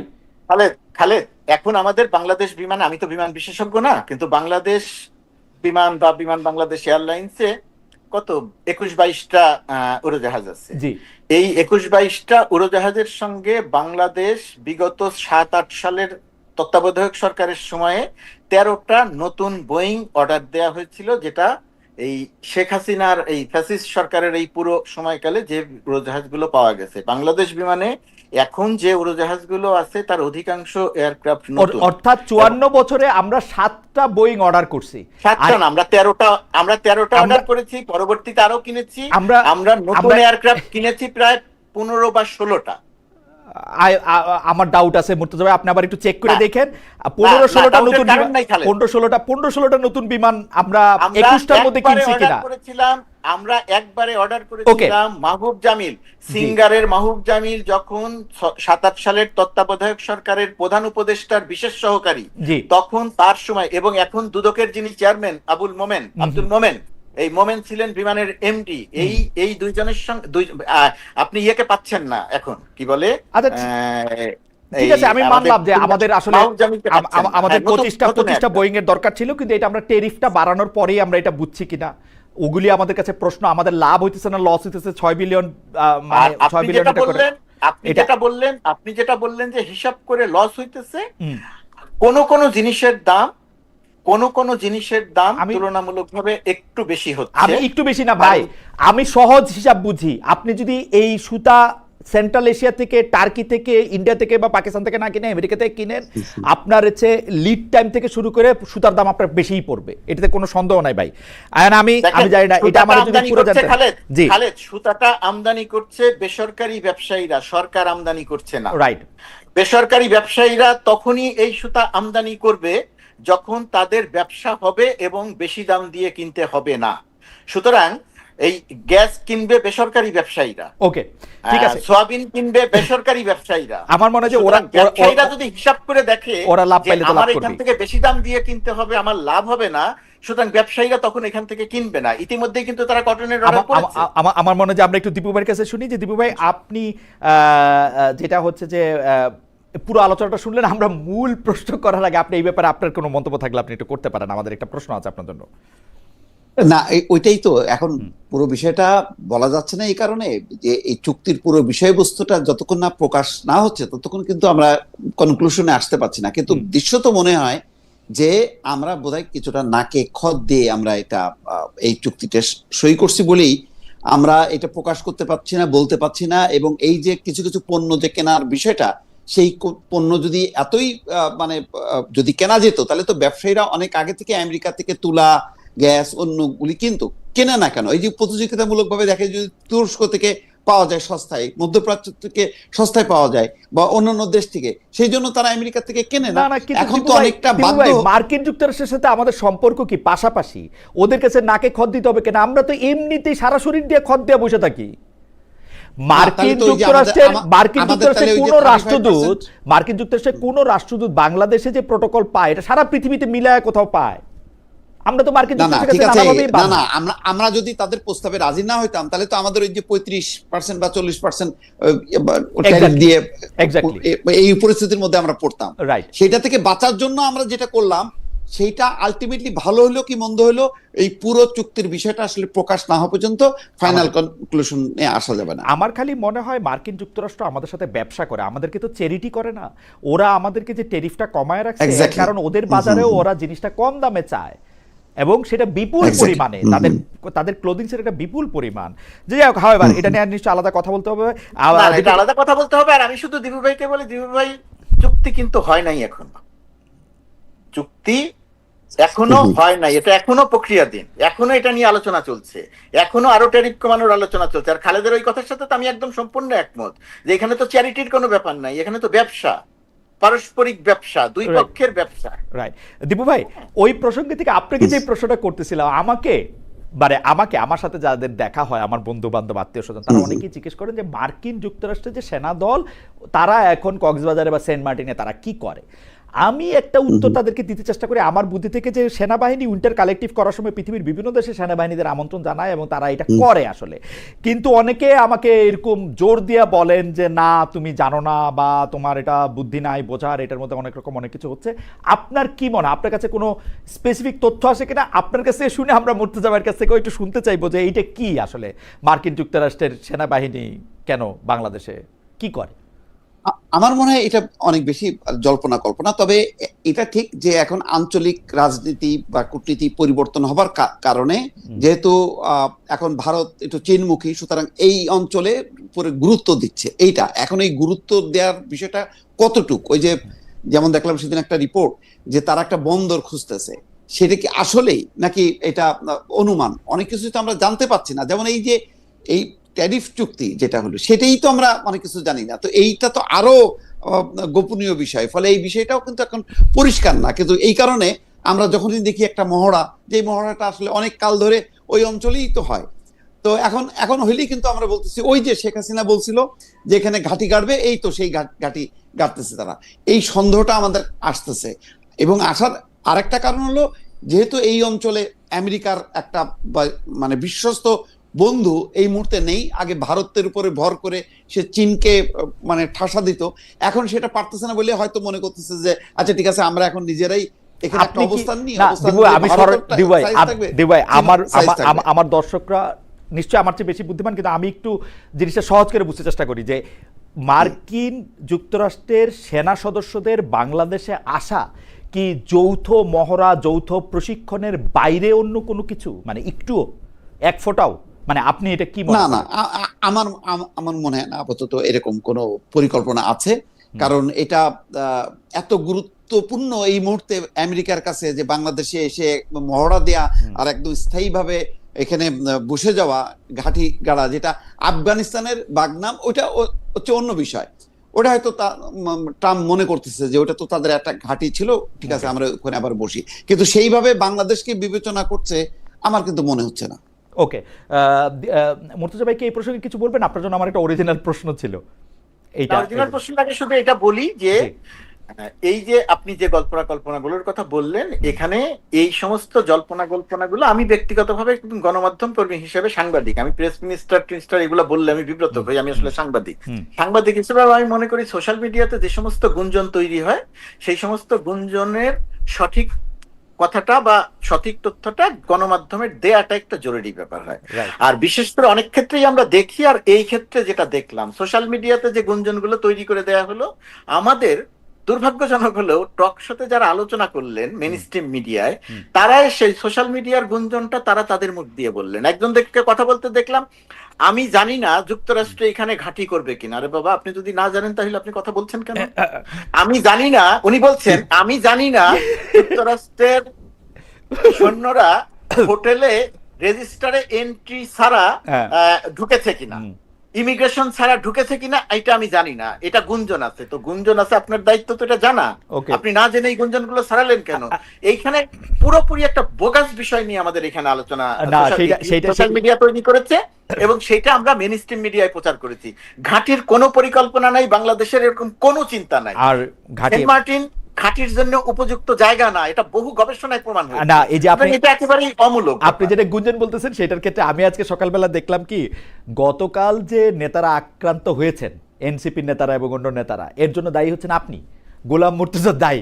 তো এটা খুবই খুবই ইন্টারেস্টিং, আপনিও নিশ্চয়ই দেখেছেন এবং আমাদের অনেকেই এরকম করে বলছেনও, মানে ইনফ্লুয়েন্সারদের মধ্যে কেউ কেউ নিশ্চয়ই বলছেন, নাইলে গোলাম মুর্তজা দায়ীটা কোত্থেকে আসলো এবং গোলাম মুর্তজা কেন দায়ী এইটা আমি একটু অনুসন্ধান করতে গিয়ে দেখলাম যে আপনি আসলে সরকারি চাকরি, যেটাকে আপনি আসলে চাকরি মনে করেন না, সেটাতে ডাকসুতে আপনি একটি বিশেষ দলের বিপক্ষে একদম অবস্থান নিয়েছিলেন এবং সেটা ঘোষণা দিয়ে সেটা আপনি করতে পারেন কিনা তারপর থেকে এটা আরো বেশি হইতেছে, এইটা একটা।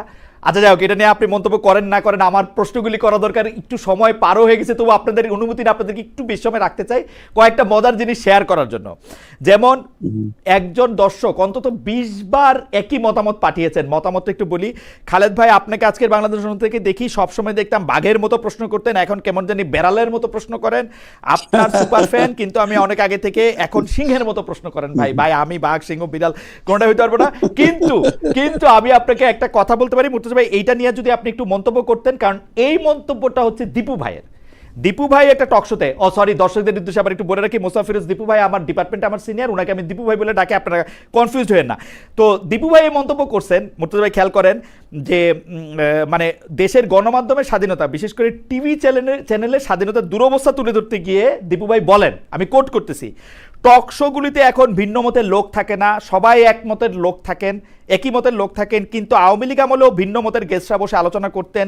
তিনি প্রশ্ন তুলেন, সৈয়দ ইশতিয়াক আহমেদ, জয়ী মামুন, মঞ্জুরুল হাসান বুলবুল, ইকবাল সোমান চৌধুরী, তাদের এখন টকশোতে ডাকা হয় না কেন? মানে আপনি এইটাতে নিয়ে কি বলবেন মুর্তজা ভাই, আসলে ডাকা হয় না কেন? যেমন আপনারা যখন ভিন্ন মতের লোক ছিলেন বলেন, আপনাদেরকে জোর করে অনুরোধ করে বহুবার, মানে আমি তো বটেই, সব টিভি চ্যানেলে আসলে নেওয়া হয়েছে। না, প্রথমত কথা, যাদের কথা বিপু ভাই বলছেন যে নেওয়া হয় না কেন, এটা এই জায়গাটাতে আমার মন্তব্য করতে যাওয়া ঠিক না। এটা যে চ্যানেল বা চ্যানেলগুলো নেয় না, সেটা সেই চ্যানেলগুলোর বক্তব্য পরিষ্কার করা উচিত, কেন তারা তাদেরকে ডাকেন না, তাদেরকে কি সাংবাদিক মনে করেন না, তাদেরকে কি টকশোর আলোচক মনে করেন না, কি করেন না, সেটা তাদের ব্যাপারে। এই জায়গাটা নিয়ে আমি মন্তব্য করব না, 1 নাম্বার। 2 নাম্বার হচ্ছে, আমার ওই জায়গাটা একটু কথা বলা কোনো মানে নাই। ধরেন যুক্তরাষ্ট্র দূতাবাসে, কনসুলেটে, পার্মানেন্ট মিশনে, যেখানে যে কোনো রকম কোনো একটা কিছু হয়ে গেলেই আমরা দেখছি যে গোলাম মুর্তজা ওইখানে কি করে। এর একটা কারণ হয়তো এই যে, যেহেতু আমি সাংবাদিক, যেহেতু আপনাদের কল্যাণে টেলিভিশনে কথা বলি, আপনাদের চ্যানেলে কথা বলি, যে কারণে আমার হয়তো একটু অন্য যারা কর্মকর্তা আছেন, আমার চেয়ে অনেক বড় বড় কর্মকর্তা আছেন, তাদের চেয়ে আমার হয়তো পরিচিতি আছে। এবং আমি যখন এইখানে আসি, তখন ধরেন এটা খুব এইটা যে এত বড় নিউজ হতে পারে সেটাও আমি জানতাম না। নিউজ টিউজ হওয়ার কারণে ওনারা সবাই মনে করেন, একটা হলো মানে সরল ভাবে মনে করা যে সবকিছু আমি একা চালাই, এটা একটা সরল মনে করা, যেটা ঠিক না। আরেকটা হচ্ছে, সে যেই হোক, যে কোনো কারণেই হোক, আমাকে হয়তো তিনি পছন্দ করেন না, কারণ থাক অথবা অকারণ থাক। তো আমি যে কোনো ঘটনা দেখলে, তাদের আবার অনেক ভিউ আছে, অনেক দর্শক তাদেরটা দেখেন, তো তারা বলে দেন যে গোলাম মুর্তজা এখানে বসে কি করছেন। গোলাম মুর্তজা প্রেস উইং এর দায়িত্বে, গোলাম মুর্তজা প্রেস উইং এর দায়িত্বে, এর বাইরে গোলাম মুর্তজা আরো অনেক কাজ হয়তো করেন, কিন্তু নিরাপত্তা, প্রোটোকল, এয়ারপোর্টে যাওয়া, এইগুলা গোলাম মুর্তজার কাজের মধ্যে পড়ে না, এর সঙ্গে তার কোনো সম্পৃক্ততা নাই। কি করেন সেটা একটা। আরেকটা হচ্ছে যে, সরকারি কর্মকর্তা হয়ে আমি কোনো দলের পক্ষে অবস্থান নিতে পারি কি না। রাইট, প্রথমত কথা, আমি পারি না, দলের পক্ষে অবস্থান নিতে পারি না। এমনকি রাজনীতি নিয়েও আমি সরাসরি ভাবে কারো পক্ষে বা বিপক্ষে যে এরকম কথা এই টকশোতেও বলতে পারি না। যদিও পারি না অনেক কিছু, আবার ধরেন এই যে আমি আপনার সঙ্গে এসে টকশোতে কথা বলছি, এটা যদি আমি প্রপার ওয়েতে সরকারের একেবারে কাগজপত্র দিয়ে অনুমতি চেয়ে যদি করতাম, মাস 3 সময় লাগতো, পরে আসতো যে থাক, এখন না করলে ভালো হয়, এখন তোমরা করতে যাও না। এখনো যদি কেউ চায় যে এই যে উনি সরকারি কর্মকর্তা হিসেবে খালেদের সাথে এই জায়গাতে এসে কথা বলতে পারেন কিনা, এটা নিয়েও প্রশ্ন তোলা যায়। আর আমি আসলে কোনো দলের বিরুদ্ধে সরাসরি ভাবে অবস্থান নেই নাই, আমি আকারে ইঙ্গিতে প্রতীকী অর্থে একটি স্ট্যাটাস দিয়েছিলাম। বুঝা গেছে আর কি, পরিষ্কার। সেই স্ট্যাটাসটা নিয়ে কথা উঠেছিল, তখন আমি নিজে রিয়েলাইজ করেছি যে যেহেতু এটা মনে করে নেওয়া হচ্ছে যে সরাসরি ভাবে পক্ষ বিপক্ষ হয়ে গেল, এই কারণে আমার এটা থেকে সরে আসা দরকার। আমি সেখান থেকে সরে এসেছি এবং আমি মনে করেছি যে এটা আমার কাজটা ঠিক হয়নি, এটা আমি ভুল করেছি। আচ্ছা, আমরা দীপু ভাইয়ের কাছে, দীপু ভাইয়ের কথার প্রসঙ্গে একটু গিয়ে আমরা শেষ প্রসঙ্গে চলে আসবো, আপনাদেরকে আর আটকাই না। দিবু ভাই, আপনি কি মনে করে সেই মানে কথাগুলি বলেছিলেন, 2 মাস পার হয়েছে, আসলে 2 মাস আগে আপনি এটা বলছিলেন, এখন আপনি চেঞ্জ দেখেন কিনা? যদি চেঞ্জ না দেখেন তাহলে কিসের জন্য না দেখেন আর কি, দিবু ভাই? না, আমি তো দেখছি যে আসলে তো তাই, যে ঘটনাটা হচ্ছে যে যাদের নাম আমি বলছি তাদের সাংবাদিকতার ধরনটা 15 বছরে বিতর্কিত ছিল। তো সেটা একটা নৈতিক প্রশ্ন যে সাংবাদিক হিসেবে এইভাবে দলবাজি করা যায় কিনা। তো ওইটা তো অন্য বিষয়, কিন্তু তারা আসতে পারবে না কেন? এখন এটা শুধু চ্যানেলগুলির বিষয় না, চ্যানেলগুলি হয়েছে কি এখন জাতীয় পার্টি হয়ে গেছে, তারা ক্ষমতা ছাড়া আর বাঁচতে পারে না। শেখ হাসিনা এমন ভাবে এই চ্যানেলগুলির অবস্থা করছে যে এরা শুধু ক্ষমতা খোঁজে, এই কারণে তাদেরকে ডাকতেও সাহস পায় না। আবার ডাকলে যদি ধমক খায়, যদি ওই উপদেষ্টার অফিস থেকে যদি ফোন আসে, বা আমি জানি না এখন ডিজিএফআই ফোন করে কিনা, ওইসব ভয়ে তারা নিজে থেকে ওই সেলফ সেন্সার্ড হয়েছে। তবে এইটা যে মুক্ত স্বাধীন মানে করার ক্ষেত্রে এই গত 1 বছরে আমি সরকারের কোনো উদ্যোগ দেখি না যে না আপনারা যাকে খুশি তাকে ডাকতে পারেন আপনাদের নীতিমালা অনুযায়ী। কারণ নীতিমালা কিন্তু সবই কিন্তু একই রকম হয়েছে, কোনো কিন্তু পরিবর্তন হয়নি।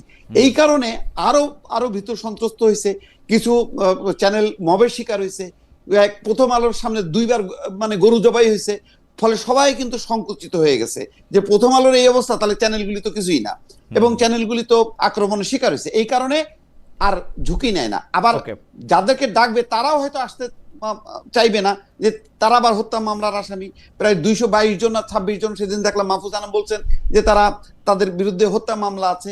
তো এইসব কারণে অটোমেটিক হয়ে গেছে গণমাধ্যম সংকুচিত হয়ে গেছে, ফলে ওই স্বাধীনভাবে যে সবাইকে ডাকবে, এখন একজন আরেকজনের সাথে শুধু অ্যাড করে, একই মানে সবাই হাসিনা বিরোধী, এখন আর হাসিনার পক্ষে বলবে এইরকম কোনো লোক নাই। এই হচ্ছে পরিস্থিতি, আমি ওইটাই বলতে চাইছি। ওকে, না ধরেন দীপু ভাই, কারণ হাসিনার পক্ষে বলতে হবে এই জন্য লোক নিয়ে আসতে হবে, চ্যানেলগুলোর একটা ঠেকোপার লোক কেন? না না না, এই প্রশ্নটা আসলে আমি করি। জনাব আবু আলম মোহাম্মদ শহীদ খান, যিনিও আমাদের সাংবাদিকতা বিভাগের একজন ছাত্র, আগের সচিব ছিলেন, এই ছিলেন সেই ছিলেন, উনি কিন্তু আওয়ামী লীগের পক্ষে অবস্থান নেওয়ার জন্য না, উনাকে কিন্তু কেন সরকার গ্রেফতার করে নিয়ে গেল এইটা আমি এখনো পরিষ্কার না, যে এবং কি মানে কি বলছে উনি আসলে, এটা আমিও জানি না, এবং এটা জানা না মঞ্জুর আলম পান্না সে নিজেও ভিকটিম, তার চাকরি ছিল না শেখ হাসিনার সময়, তাকে নিয়ে চলে গেল। না এগুলি কেন, কিসের জন্য? কেন এই প্রশ্নটা থাকে, কিন্তু আমি এই জায়গাটাতে দীপু ভাইয়ের ওই সব কথার সাথে তো আমি কথা বলবো না, আমি খালি অল্প একটু অংশ নিয়ে কথা বলবো। সেই অল্প অংশটা হচ্ছে, ধরেন আমাদের চ্যানেলগুলো যে কাউকে ডাকে না, ওনারা আসবেন না, আমাদের চ্যানেলগুলোর অবস্থাটা কি হয়েছে? ধরেন দীপু ভাইও দেশে থেকে কথা বলছে, আমিও দেশে থেকে কথা বলছি, আপনিও দেশে থেকে প্রোগ্রাম করেছেন, আপনি তো পরে গেছেন জার্মানি। প্রতিকূল অবস্থা আপনি যখন প্রোগ্রাম করেছেন, ওই প্রতিকূল অবস্থার মধ্যেও আপনি আমাকে এখন যে প্রশ্ন করছেন, তখন হয়তো এর চেয়ে কঠিন প্রশ্ন তখন আপনি আমাকে করেছেন খালেদ, আমি তার জবাব দিয়েছি। রিস্ক ছিল, ভয়াবহ রিস্ক ছিল, গুম হয়ে যাওয়ার রিস্ক ছিল, করেছি। দীপু ভাইয়েরও ভয় ছিল, তার মধ্যে তো আমরা কথা বলেছি। এখন চ্যানেলগুলো কাউকে ডাকে না, বা চ্যানেলগুলো যে এরকম হয়ে গেছে, এটা হচ্ছে আমাদের সাংবাদিকতার অধঃপতন হয়েছে। মালিকরা সাংবাদিকতায় এত অপকর্ম করেছে, চ্যানেল পরিচালনা করতে গিয়ে এত অপকর্ম করেছে, সেই অপকর্ম তারা সারাক্ষণ ভয়ে থাকে যে আমি যে অপকর্ম করেছি, ওই অপকর্ম সামনে এনে যদি আমার বিরুদ্ধে ব্যবস্থা নেওয়া হয়, সুতরাং আমি আসেন তোষামোদী করি। এটা হচ্ছে সাংবাদিকতা। আমি এটার সাথে আমি মানে মুর্তজা ভাইয়ের সাথে আমি 100% একমত। কারণ দেশে থেকে কিছু বলা যায় না বলতে বলতে মুর্তজা ভাই বা দীপু ভাই যা বলছেন আওয়ামী লীগ সময়ে, দীপু ভাই তো আসলে টেলিভিশনে টিকতে না পারে নিজের আলাদা জায়গায় করে নিয়ে, এবং মুর্তজা ভাই তো খুব টেলিভিশনের মানুষ না, উনি টেলিভিশনে মানুষ হয়ে গেলেন আওয়ামী লীগের আমলে কথা বলতে বলতে বলতে, ঠিক না? ঠিক না, উনি তো প্রিন্টের মানুষ, আপনি তো প্রিন্ট, হ্যাঁ মানে না, এটা একটা আমি বলবো যে এটা একটা হয়েছে। তবে মুর্তজা ভাই, আমরা যেটা আশা করি, মানে দীপু ভাইয়ের বক্তব্যের লেজ ধরে আমি বলতে চাই যে এই যে আবু আলম মোহাম্মদ শহীদ খানকে গ্রেফতার করা, এই মঞ্জুরুল হাসান পান্নাকে তুলে নিয়ে যাওয়া, এগুলির বিচার বা এগুলির ব্যাপার যদি আসলে দীপু ভাই ভয়েস রেজ করতেছে, কিন্তু এগুলি যদি আমরা কথা না বলি, তাহলে একটা পর্যায়ে কিন্তু মানে আমাদের আর কথা বলার জায়গাই থাকবে না। মানে এইটা আমরা মনে হয় যে দীপু ভাই কথা বলতে হবে খালেদ, ডেফিনেটলি কথা বলতে হবে। আমি ওই যুক্তিতে বিশ্বাস করি, কেউ যদি মিথ্যা বলে সেইটাও তার বলার অধিকার থাকতে হবে, কিন্তু আমার দায়িত্ব যে সে মিথ্যা বলছে এটা বলা। দীপু ভাই যদি আজকে একটা ভুল তথ্য দেন, তাহলে আমি দীপু ভাইয়ের সাথে এখন মারামারি করব না, ঝগড়া করব না। আমি দীপু ভাই ভুল তথ্য দিয়েছেন এই সেটা সময় শুধু যদি বলার আওয়ামী চেষ্টা লীগের করব। কাউরে পাইতাম তাহলে তো ক্ষোভটাও ঝাড়তে পারতাম, শুধু না বলার তর্ক চেষ্টা বিতর্ক করব। করতে আমার মনে হয় আওয়ামী লীগের আমার বলতেও পারি না। আমার মনে হয় যে দীপু ভাই, আমরা যদি জনাব গোলাম মুর্তজা ভাইয়ের কথাটা আক্ষরিকভাবে নেই, যে উনি বলতেছেন যে আপনি এখন ডাকেন, ডাইকা দেখেন আপনার কি কনসিকুয়েন্স হয়, সেইটা তো চ্যানেলদের একটা দায়িত্ব আছে। সো সেইটাও এর ভাই আমি আবার মবের মধ্যে পড়বো, অসম্ভব। আমি নিজেও তো সাহস পাবো না। ওটুক ঝুঁকি তো ওইটুকু, এই যে মবের মধ্যে পড়বো ওইটা হচ্ছে দীপু ভাই কিছুটা না রে ভাই, বাস্তবতা পোলাপান আছে। যেই মবগুলি না, না, করতেছে, শোনেন, এই কিছুটা মবগুলি বাস্তবতা আমি আমার আছে, কথা বলি, একেবারেই আমি আমার কথা বলি, আমি শেষ করি খালেদ। জি জি কিছুটা বলেন। বাস্তবতা হয়তো থাকতে পারে, কিন্তু এটা অনেক বেশি হচ্ছে অজুহাত। সেই সাংবাদিক সবচেয়ে বেশি অজুহাত দেয় যে সবচেয়ে বেশি যোগ্য, যে ভাই খুব ভালো লিখেছিলাম, নিউজ এডিটর এই 3টা লাইন, সবচেয়ে ভালো 3টা লাইন কেটে দিয়েছে, আর বলেন না ভাই বাংলাদেশে সাংবাদিকতা করা যায় না, এই কারণে অনুসন্ধানী রিপোর্ট করি না।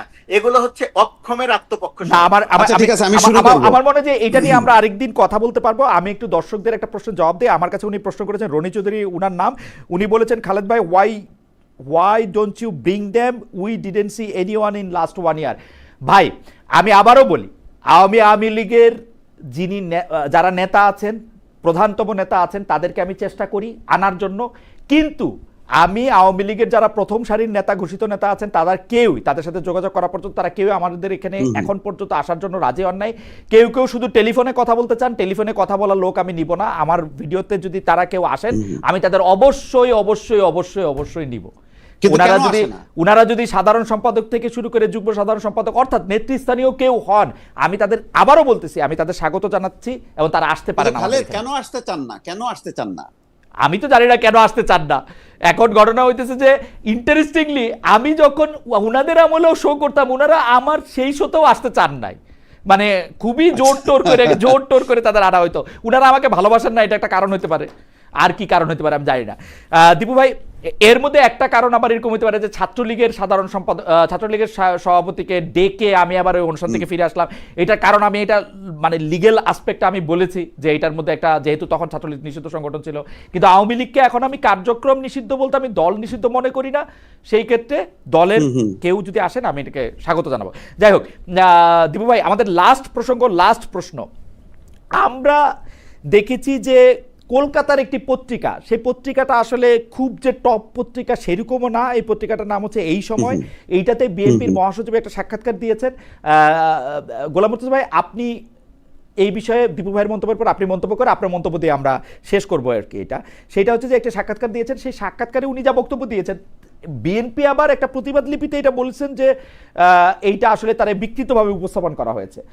আমরা আপনাকে প্রশ্ন করতে চাই যে বিএনপি যে এই গত 1.5 বছর ধরে জামায়াত সম্পর্কে তাদের অবস্থানের একটা বিরাট পরিবর্তন ঘটেছে, মানে 26 বছর ধরে যারা তার সঙ্গী ছিল তারাই তাদের এখন মেইন প্রতিদ্বন্দ্বী হয়েছে, এইটা রাজনৈতিকভাবে বিএনপির জন্য ভালো হয়েছে কি খারাপ হয়েছে? মির্জা ফখরুল ইসলাম আলমগীর যে বক্তব্যকে বিকৃত করে উপস্থাপন করা হয়েছে বলে বিবৃতি দেওয়া হচ্ছে, সেই বক্তব্যের ক্ষেত্রে মূল সুর আসলে এইটাই। দিবু ভাই যদি একটু বলতেন, আমরা একটু গোলাম মুর্তজা ভাইকেও শুনবো এটা নিয়ে। ওটা তো মানে বিকৃত তো কোনো বিষয় না, পরিষ্কার তো একদম লেখা আছে। মানে এই সময় আমি সাক্ষাৎকারটা আমি পড়ছি, গুগল থেকে বের করে আমি পুরো ওটা পড়ছি। তারপরও প্রতিবাদ কেন দিলেন আমি বুঝলাম না। উনি তো যা বলছেন সেটাই কোট করে পত্রিকাগুলো রিপোর্ট করেছে। তো সুতরাং এখানে মানে বিকৃতির ব্যাপারটা কি আসলো আমি তো এটা পরিষ্কার হইলাম না। আমি নিজে পড়লাম তো। আচ্ছা, আপনি কি মনে করেন যে বিএনপির রাজনীতিটা ঠিক আছে, বা মানে ঠিক করা, মানে বিএনপি এখন সত্যি কথা বলতে কি তার প্রবল প্রতিদ্বন্দ্বী মনে করে জামাত ইসলাম, এবং জামাত ইসলাম তার অবস্থানটা আগের তুলনায় অনেক ভালো অবস্থানে চলে আসছে এবং একটা ফাইটিং পজিশনে চলে আসছে। এবং সেই কারণে হয়তো একটা দেখবেন যে এখন বাংলাদেশে মানে বিএনপি এবং জামাত হচ্ছে একদম মুখোমুখি অবস্থা। প্রায় প্রতিদিনই এক নেতা আরেক নেতার বিরুদ্ধে প্রতিনিয়ত বলে। কালকে বিএনপি নেতা বলছেন যে জামাত ইসলাম এবং ইসলামী আন্দোলনকে জাতীয় বেঈমান বলছে।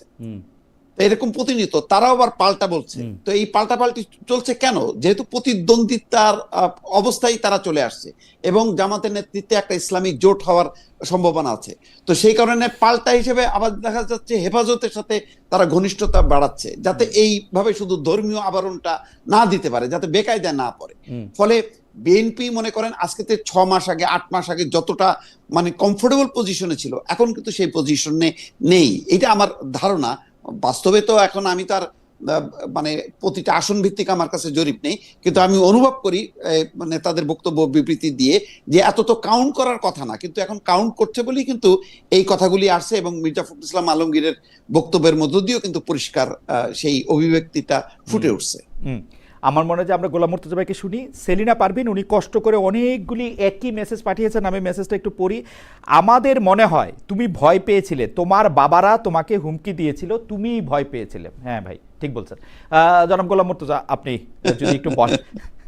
প্রথমত কথা, এই বিএনপি এবং জামাতের রাজনীতিটা নিয়ে বা জামাতের রাজনীতির ওই জায়গাটা, যেহেতু দুটি দল, তো সরকারি অবস্থানে থেকে আমি ওই জায়গাটা নিয়ে মন্তব্যটা করতে চাই না, যদিও আমার মন্তব্য আছে। কখনো আপনার সঙ্গে এবার নিউ ইয়র্কে আসি, আড্ডা দেওয়ার সুযোগ থাকলে আমরা হয়তো সেই আড্ডায় আলোচনা করব। আপাতত পাবলিক হওয়ার দরকার নাই, 1 নাম্বার। 2 নাম্বার হচ্ছে বিএনপি মহাসচিব মির্জা ফখরুল ইসলাম আলমগীর তো ব্যক্তিগতভাবে আমার বলি মানুষ হিসেবে উনি খুব শ্রদ্ধার একজন মানুষ, শ্রদ্ধার রাজনীতিবিদ, পরিশীলিত রাজনীতিবিদ। আমি একটু অবাক হয়েছি যে পত্রিকাটার কথা বললেন, সেই পত্রিকাটার সঙ্গে তিনি সাক্ষাৎকার দিতে যে রাজি হয়েছেন। অনেক ক্ষেত্রে ছোট পত্রিকায় সাক্ষাৎকার দেয়া যায় ব্যক্তিগত সম্পর্ক বা নানা কারণে, কিন্তু ভারতের যে পত্রিকা এই সময় বলেন, আনন্দবাজার বলেন, বর্তমান বলেন, টাইমস অফ ইন্ডিয়া বলেন, হিন্দুস্তান টাইমস বলেন, গত 5 আগস্টের পরের থেকে তারা বাংলাদেশ বিষয়ে গুজব এবং মিথ্যা সংবাদ ছাড়া আর কিছু প্রকাশ করে না। বিএনপি কে নিয়ে একটিও ইতিবাচক সংবাদ বাদ দেন, সত্য সংবাদ প্রকাশ করে নাই। বিএনপি কে নিয়ে তারা হয়তো 50টা, এক একজন 50টা করে সংবাদ প্রকাশ করেছে গত 1 বছরে, এবং সেই 50টা সংবাদের 50টা তথ্য থাকলে 50টা তথ্যই ভুল, মিথ্যা। আমি মিথ্যা শব্দটা কম ব্যবহার করি, কিন্তু এই সাক্ষাৎকার যে বিকৃত করা হয়েছে কি হয় নাই, আমি ওই সাক্ষাৎকারের কিছু অংশ পড়েছি, কিন্তু কোনো অডিও বা ভিডিও শুনি নাই। অডিও বা ভিডিও আমরা শুনি, অডিও বা ভিডিও যদি শুনতে পারতাম তাহলে আমি সিদ্ধান্ত করতে পারতাম যে বিকৃত করে নাই। এবং ইন্ডিয়ান মিডিয়ার বা এই সময়ের যে গত 1 বছরের চরিত্র, সেই চরিত্র দিয়ে এটা ভাবার যথেষ্ট যৌক্তিক কারণ আছে যে তারা বিকৃত করেছে। আমার মনে হয় যে এই কারণে আমি এটাই আমার বক্তব্য। ওকে, আমরা দীপু ভাই আপনার দৃষ্টি আকর্ষণ করতেছি, কারণ একজন দর্শক কষ্ট করে একই মেসেজ অনেকবার পাঠাচ্ছেন, আমার কাছে এটা একটু লেজিটিমেট প্রশ্ন মনে হচ্ছে। সেটা হচ্ছে যে জনাব ওমর এফ ইমন ওনার নাম, উনি বলছেন যে হাসনাত আব্দুল্লাহ আজকেও টক শোতে আওয়ামী লীগের পক্ষে যারা সফট কর্নার যারা তৈরি করছে তাদের বিরুদ্ধে হুঁশিয়ারি দিয়েছেন। এ নিয়ে কি বলবেন দীপু ভাই? আওয়ামী লীগের পক্ষে যারা সফট কর্নার তৈরি করছেন, মানে জনাব হাসনাত আব্দুল্লাহরা মানে আওয়ামী লীগকে ক্ষমতায় রেখে তাদেরকে ক্ষমতা থেকে সরাই দেওয়ার পর একটা আওয়ামী লীগ ভীতিতে, আওয়ামী লীগ জুজুতে এরকম ভীত হয়েছেন কেন, এটাই আমি আসলে বুঝতে পারি না। মানে বলুক, অসুবিধা নেই। আগে বলছে যে মানে জামাত বিএনপির দোসর, এখন ফ্যাসিবাদের দোসর, বলুক। আপনার কাছে কি মনে হয়, আপনার কাছে কি মনে হয় যে মানে আওয়ামী লীগের পক্ষে যারা সফট কর্নার তৈরি করবে তাদের জন্য হুঁশিয়ারি দেওয়া, এটা কেন? মানে এটা বারবার মানে যে আওয়ামী লীগ নাই সেই আওয়ামী লীগের এটা আরেক ধরনের স্বৈরতন্ত্র প্রতিষ্ঠার একটা উদ্যোগ, যাতে ভিন্ন মত মানেই হচ্ছে ওই আওয়ামী লীগের প্রতি সফট কর্নার। কোনো কোনো যুক্তি আসতে পারে না, মানে আমি যখন নাকি বিএনপির সমালোচনা করব, ইউনূস সরকারের সমালোচনা করব, জামাতের সমালোচনা করব, তার মানে কি আমি আওয়ামী লীগ হয়ে যাব? আওয়ামী লীগের সমালোচনা কি করছি সেটা আমার প্রোফাইলে যে সে চেক করুক, গত 2-2.5 বছর 3 বছর আমি কি করছি, কি বলছি। তো এখন তাই হবে। তো এখন বিএনপি আগামীতে যদি বিএনপি বা জামাত ক্ষমতায় আসে, তাদের সমালোচনা করা মানেই কি আমি আওয়ামী লীগ হয়ে যাব? তো এখন এই ধরনের, এখন সামনে নির্বাচন, তো এইটা বলে এক ধরনের আর এক ধরনের এই কথাগুলো উচ্চারণ করা মানে আর এক ধরনের ফ্যাসিজম তৈরি করা, যাতে আমি ভিন্ন মত আনতেই দেব না, কোনোভাবেই সমালোচনা সহ্য করব না। এটা ছাড়া আর কি বলবো? মুর্তজা ভাই আপনি কি একটা লাইন বলবেন আওয়ামী লীগের প্রতি সফট কর্নারটা কি আসলে, বা এই সফট কর্নার করলে মানে এই সফট কর্নারের এত ভীতি কেন এই এনসিপির নেতৃবৃন্দের, বা কি সফট কর্নারটাই কি আসলে? দেখেন, আমি এটাকে ভীতিবন্য হিসেবে কোনো কিছু দেখি না।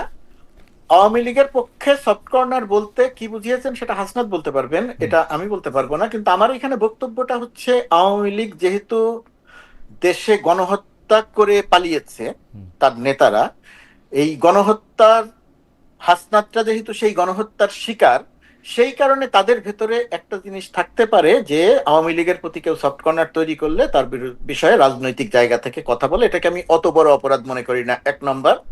2 নম্বর ব্যাপার হচ্ছে সরকারের সমালোচনা, ডক্টর ইউনূস সরকারের সমালোচনা। ধরেন ওই যে যারা লিখতেছেন যে গোলাম মুর্তজা কি করলেন, এইটা বলাটাকেও আমি অত বড় কোনো ইয়ে করি না, এটা করা যাবে।